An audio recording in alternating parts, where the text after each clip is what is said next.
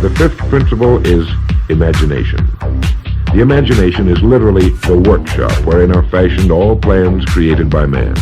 The impulse, the desire, is given shape, form, and action through the aid of the imaginative faculty of the mind. It has been said that man can create anything he can imagine.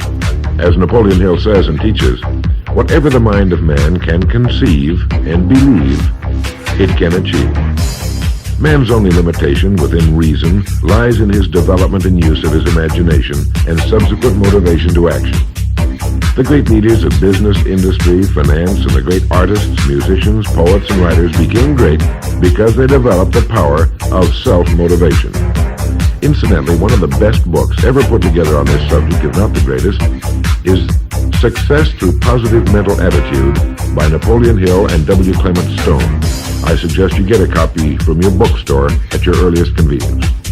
As you go about your daily work, think constantly of ways in which it could be done better, more efficiently. Think of the changes that are inevitable. Can they be made now? And if you feel limited, remember the words of the late Frank Lloyd Wright. He said, "The human race built most nobly when limitations were greatest, and therefore when most was required of imagination in order to build it all." Limitations seem to have always been the best friends of architecture.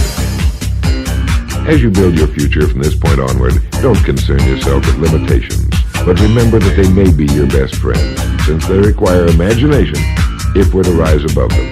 And as Beecher said, the soul without imagination is what an observatory would be without a telescope.